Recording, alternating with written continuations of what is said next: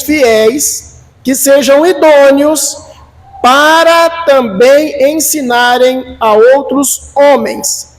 Então, o obreiro tem que ser ensinável, ou seja, ensinar e ele aprender. O obreiro, ele sempre tem que estar atento para aprender. Porque tem obreiro que ele acha que ele não precisa saber.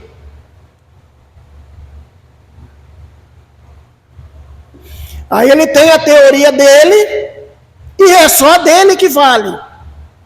Ou às vezes ele acha que não tem mais nada para aprender. Então, o obreiro, ele tem que ser ensinável, tem que ensinar o obreiro e o obreiro aprender, e aprendendo ele está apto para ensinar outros. E assim é uma corrente, aprendendo e ensinando, porque a palavra do Senhor diz assim: ide e fazei discípulos. Como é que vai fazer discípulos se não aprendeu? É necessário aprender para ensinar. Provérbios 16, 18 diz assim: o orgulho precede a destruição, e a arrogância precede a queda. Queridos, no meio espiritual cristão não existe brechas para as pessoas arrogantes e orgulhosas, mas sim para as mansas e humildes de coração, porque o nosso mestre, ele diz: aprendei de mim, aprendam de mim. Eu sou manso e humilde de coração. Então, o que é a principal coisa que temos que aprender? Ser manso e humilde de coração. Nós temos que seguir os passos do nosso mestre. Senão não adianta. Senão não é o nosso mestre. Porque se ele quer nos ensinar e nós não queremos aprender, não é o nosso mestre. Ser manso e humilde de coração.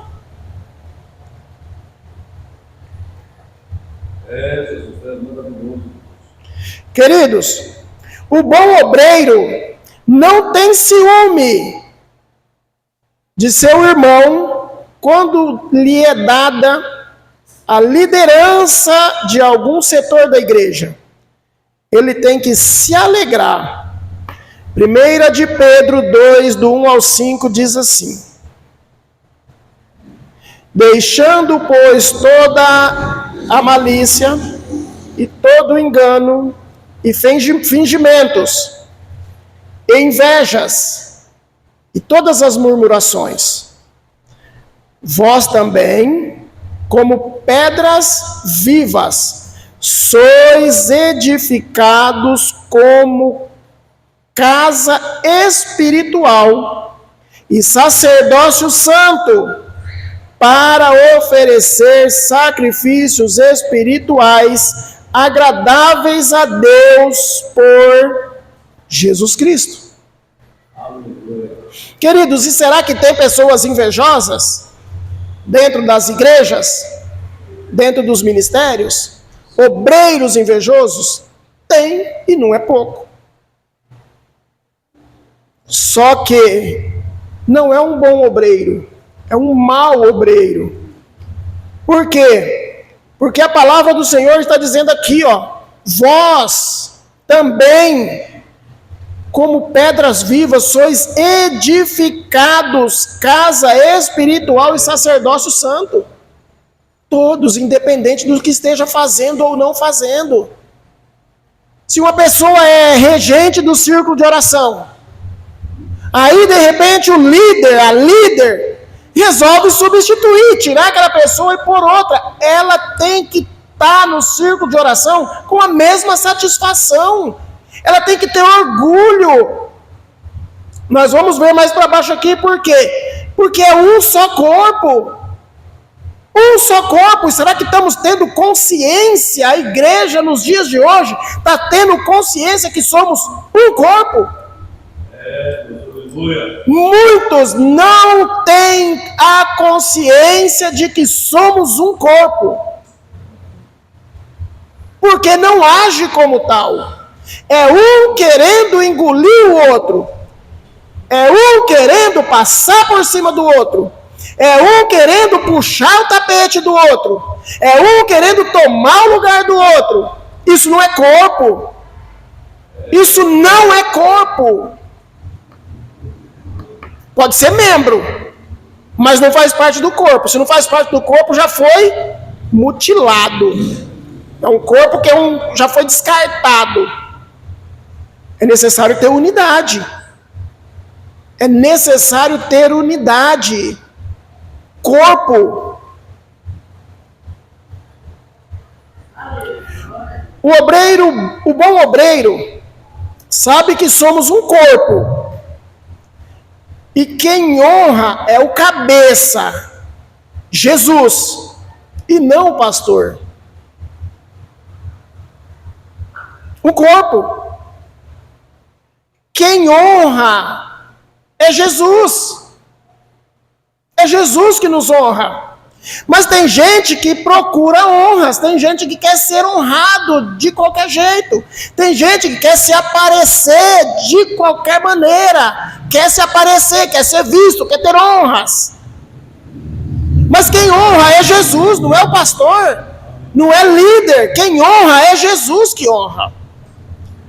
1 Coríntios 12, do 12 ao 27 diz assim: porque assim como o corpo é um, e tem muitos membros, e todos os membros do corpo, embora muitos, formam um só corpo, assim como Cristo. Pois em um só Espírito fomos todos nós batizados em um só corpo, quer judeus, quer gregos, quer escravos, quer livres, e a todos nós foi dado do mesmo Espírito, porque também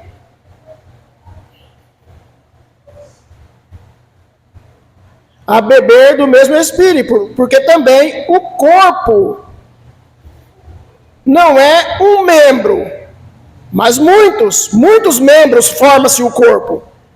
Se o pé disser, por que não sou mão? Não sou do corpo. Imagina se o seu pé disser para a sua mão, eu não sou mão, eu não sou do corpo. E aí? Nem por isso deixará de ser corpo. É corpo. E se a orelha disser, porque não sou olho, não sou do corpo, nem por isso deixará de ser do corpo. Se o corpo todo fosse olho, aonde estaria o ouvido? E se todo ouvido, e se todo fosse ouvido, onde estaria o olfato? Mas agora Deus colocou os membros no corpo. Os membros no corpo, cada um deles como quis. E se todos fossem um só membro, aonde estaria o corpo? Agora, porém, há muitos membros, mas um só corpo. E o olho não pode dizer à mão, não tenho necessidade de ti. Nem ainda a cabeça aos pés, não tenho necessidade de vós. Antes, os membros do corpo, que parecem ser mais fracos, são necessários para o corpo. E os membros do corpo que refutamos serem menos honrosos, a esses revestimos com muito mais honra. E os que são decorosos têm muito mais decoro. Ao passo que os decorosos não têm necessidade disso. Mas Deus assim formou o corpo, dando muito mais honra ao que tinha falta dela, para que não haja divisão do corpo, mas que os membros tenham igual cuidado um dos outros, de maneira que, se um membro padece, todos os membros padecem com ele. E se um membro é honrado, todos os membros têm que se alegrar com ele. Ora, nós somos corpo de Cristo, individualmente membros. Queridos, deu para entender a unidade? O corpo ele não pode ser dividido, ele não pode ser divisível. E a gente está vendo tanta divisão dentro da igreja. Como pode? Muita divisão. Chega no círculo de oração, tem divisão. Chega no jovem, tem divisão. Daqui a pouco tem divisão no meio das crianças. Na nave da igreja tem divisão. Não gosto da fulana é não sei o quê, não vou com a cara dela, às vezes só de olhar. Não vou com a cara do Diogo, eu não vou me aproximar, que eu nem fui com a cara dele. Gente, cadê o corpo? Cadê a unidade do corpo? De vez em quando a gente faz alguma coisa, a gente morde a língua, aí vai arrancar a língua e jogar fora. Não, a mesma coisa é aqui. Somos um corpo, temos que ter a consciência de que somos um corpo. E nós temos que sentir pelos membros do corpo. Aleluia, Deus. Se existe alguma divergência, se acontece alguma adversidade, tem que sentar, tem que resolver, tem que se amar. Porque eu mordi minha língua, eu vou odiar a minha língua. Ao ponto de arrancar, querer jogar a língua fora, vou arrancar a língua fora. Queridos, não. Não. Machuquei. Mas vai passar. Vai curar.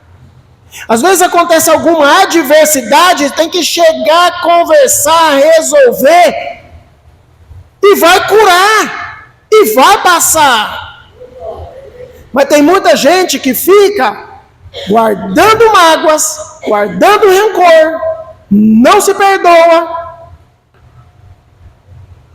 Querido, se você não perdoar, você não será perdoado. Se você não perdoar, como que o nosso Deus vai te perdoar? E dentro do corpo, quantas pessoas, quantos membros machucados, quantos braços enfaixados, quantos braços sangrando, dedos sangrando. Sabe por quê? Palavras, atitudes, pessoas que não conseguem pedir perdão, pessoas que não conseguem liberar perdão, porque não entendeu o corpo. Não entendeu que o que Paulo disse aqui, Paulo não está falando do meu corpo. Paulo não falou do meu corpo, Paulo falou do corpo de Cristo. Nós aqui somos o corpo de Cristo. E Cristo é o cabeça. Agora, como que o cabeça assimila esse corpo? Como que essa cabeça vê esse corpo na situação que está hoje? Como? O corpo é corpo de Cristo, Cristo é o cabeça.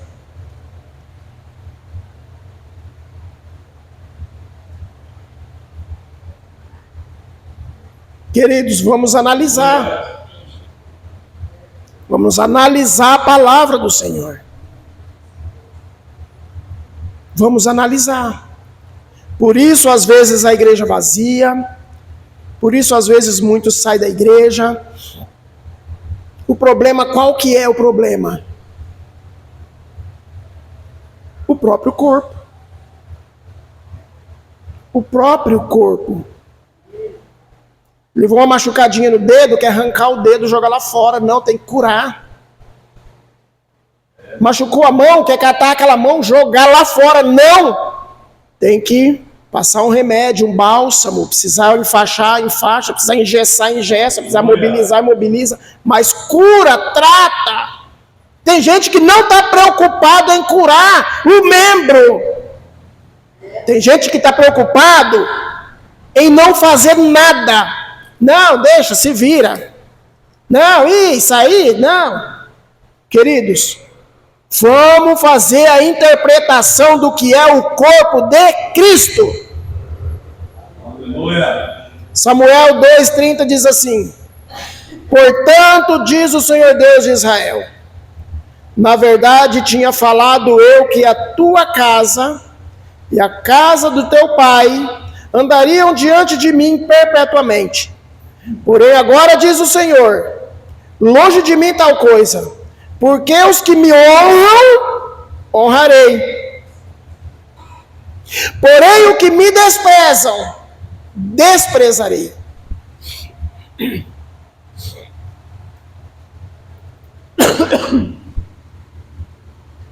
Os que me honram, honrarei. E os que me desprezam, desprezarei. Aquele que despreza o membro do corpo pode ser desprezado também. É necessário, queridos, juntar. É necessário estar juntos, cada dia mais, e não separados. O bom obreiro tem que ser emocionalmente equilibrado. Não pode ser melindroso com qualquer coisa, ficar ressentido e com sinais de amargura, de cara virada. Tem que ser perdoador e compreensível. Segundo aos Coríntios 12:10 diz assim: pelo que sinto prazer nas fraquezas, em injúrias, nas necessidades, nas perseguições, nas angústias, por amor de Cristo, porque quando estou fraco, então é que estou forte. Queridos, Paulo disse aqui, no começo, aqui ele diz assim, pelo que sinto prazer nas fraquezas. Mas o que Paulo quis dizer na realidade aqui, Paulo disse assim, aprendi a conviver. Ele não sentia prazer, mas ele aprendeu a conviver com as injúrias. Ele aprendeu a conviver com as necessidades, provavelmente necessidades financeiras, que passou muito. Às vezes necessidade de apoio dos irmãos. Ele aprendeu a conviver com as perseguições que lhe sobreveio, que não foram poucas. E também nas angústias. Se ele fala nas angústias, quando ele estava sozinho, o que esse homem passou? Com o coração angustiado, às vezes perante tantas situações e adversidades. Mas ele aprendeu a conviver com tudo isso. E aprendendo a conviver, ele já não dava importância para as calúnias, para as fofocas, que são as injúrias. As necessidades, ele conseguiu, ele diz que ele aprendeu a viver tanto na fartura quanto na escassez, nas perseguições, e ali ele finaliza, porque quando estou fraco, então estou forte. Porque a palavra do Senhor, a obra do Senhor se aperfeiçoa na fraqueza. Mateus 5, 43 ao 48 diz assim: ouvistes o que foi dito, Amarás ao teu próximo e odiarás o teu inimigo. Porém eu vos digo, amai os vossos inimigos. Falai bem dos que te maldizem. Fazei bem aos que vos odeiam. Orai pelos que vos maltratam e vos perseguem, para que sejais filhos do vosso Pai que estais nos céus. Porque faz que o seu sol se levante sobre maus e bons, e a chuva desça sobre justos e injustos. Pois se amardes os que vos amam, que galardão tereis? Não fazem o mesmo os publicanos? E se saudardes unicamente os vossos irmãos, que fazeis demais? Não fazes o publicano também assim?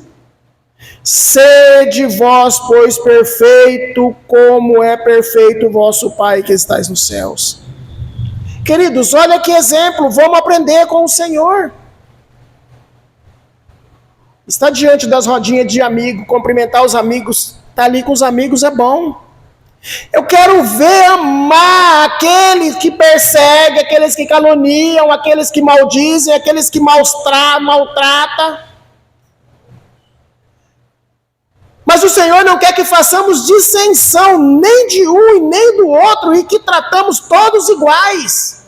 Porque senão que galardão nós teremos se nós amarmos só os que nos amam? Se nós bendizer somente os que nos bendizem, somente os que falam bem de nós.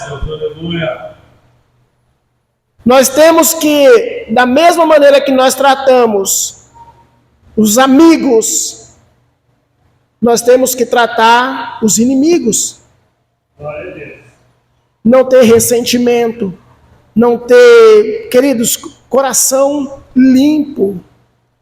Eles nos odeiam, mas nós os amamos. É dois extremos.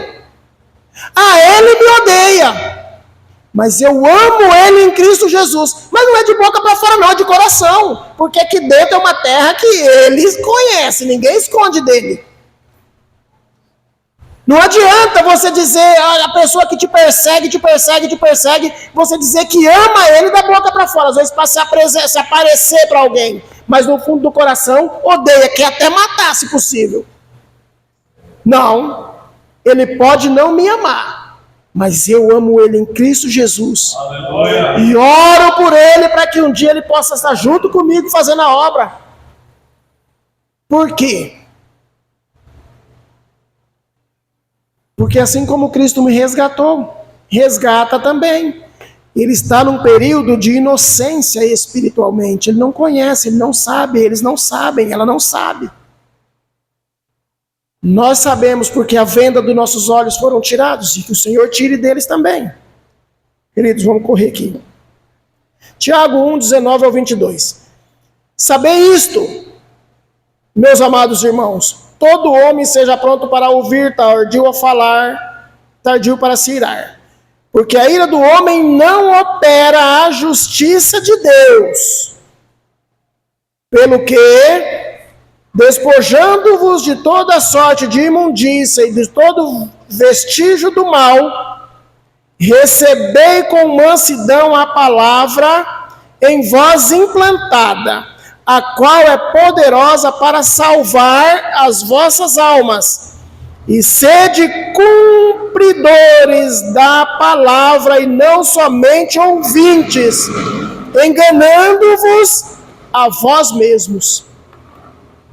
Queridos, ou nós aprendemos e praticamos, ou nós estamos enganando a nós mesmos. Nós não estamos enganando os irmãos, nós não estamos enganando o Senhor, nós estamos enganando a nós mesmos. Nós temos que ouvir, aprender e praticar. Mateus 11, 19. O Senhor diz assim: tomai sobre vós o meu jugo e aprendei de mim, que sou manso e humilde de coração, e achareis descanso para as vossas almas. Aleluia, Deus. É maravilhoso. Queridos, quando nós aprendemos o Senhor, colocamos em prática o que nós aprendemos, manso, humilde de coração, acharemos descansos para nossas almas. Não há perturbação. Nós sempre vamos estar em paz e tranquilos, porque o Senhor diz que achareis descanso, refrigério para nossas almas. Nós não vivemos em luta espiritual. A peleja vem, mas o Senhor nos orienta de como sair. O diabo está a todo momento querendo trazer, mas vem, mas não vai nos perturbar. Por quê? Porque nós vamos achar sempre paz, nós vamos estar sempre diante da paz do nosso Senhor. Mas temos que aprender, sendo manso, humilde de coração, aprendendo as palavras, os preceitos do Senhor. O bom obreiro tem que ser fiel ao seu cargo, sua função é servir. 1 Timóteo 2,15, procura apresentar-te diante de Deus aprovado, como obreiro que não tem de que se envergonhar, que maneje bem a palavra da verdade. Tito 1, do 7 ao 11, pois é necessário que o bispo seja irrepreensível, como despenseiro de Deus, não orgulhoso, nem briguento, nem dado ao vinho, nem violento, nem cobiçoso a torpe ganância, mas hospitaleiro, amigo do bem, sóbrio, justo, piedoso, temente a Deus, retendo firme a palavra fiel, que é conforme a doutrina, para que seja poderoso, tanto para ensinar na sã doutrina, como para convencer os contradizentes. Porque há muitos insubordinados, faladores, vãos e enganadores. Então é necessário, queridos, aprender para se esquivar dessas pessoas. Existem muitos faladores, enganadores, e existe no nosso meio, está no nosso meio. Lucas 16:10, quem é fiel no muito também, quem é fiel no mínimo, também é fiel no muito. Quem é injusto no mínimo, também é injusto no muito. Mateus 25:14 diz assim, porque é assim como um homem que, ausentando-se do país, chamou os seus servos e lhe entregou os seus bens. A um deu 5 talentos, a outro 2, e a outro 1. E cada um, segundo a sua capacidade, e foi embora, seguiu viagem. O que recebera 5 talentos foi imediatamente negociar com eles e ganhou outros 5. Da mesma sorte, o que recebera 2 talentos. Mas o que recebera 1 foi, cavou a terra e escondeu o dinheiro do seu senhor. Ora, depois de muito tempo, veio o senhor daquele servo e fez contas com ele. Então, chegando o que recebera 5 talentos, apresentou-lhe outros 5 talentos, dizendo, Senhor, entregaste-me 5 talentos, eis aqui outros 5 que ganhei. Disse-lhe o Senhor, muito bem, servo bom e fiel, porque sobre o pouco foste fiel, sobre o muito te colocarei. Entra no gozo do teu Senhor. Chegando também o que recebera 2 talentos, disse, Senhor, entregaste-me 2 talentos, eis aqui mais 2 que ganhei. Ele disse, muito bem, servo bom e fiel. Sobre o pouco foste fiel, sobre o muito te colocarei, entra no gozo do seu Senhor. Chegando por fim, o que recebera 1 talento disse: Senhor, eu te conhecia, que és homem duro, que ceifa onde não semeastes e recolhes onde não... Que ceifas onde não semeastes e recolhe onde não plantaste. E, atemorizado, fui e escondi na terra o teu talento. Eis aqui tens o que é teu. Ao que lhe respondeu seu senhor: servo mau e inútil. Sabias que ceifo onde não semeei e recolho onde não plantei. Devias então ter entregue o dinheiro à mão dos banqueiros, e vindo eu tê-lo-ia recebido juros. Tirai-lhe, pois, o talento, dai a quem tem 10, porque o que tem, dar-se-lhe-á, e terá em abundância, mas o que não tem, aquilo que tem, lhe será tirado. E lançai o servo inútil nas trevas exteriores, e ali haverá choro, ranger de dentes, quando, pois, vier o Filho do Homem na sua glória, e todos os anjos com ele, então se assentará no trono da glória. Queridos, obreiro tem que ser fiel a seu cargo, e a sua função é servir. Aqui nós temos essa base de Mateus, aonde um recebeu 5 talentos, outro recebeu 2, outro recebeu 1. Queridos, e quantas pessoas escondendo o talento? Tem pessoas, Diogo, que só quer pregar em igreja cheia. Tem pessoas que quer ministrar somente para a igreja grande, lotada.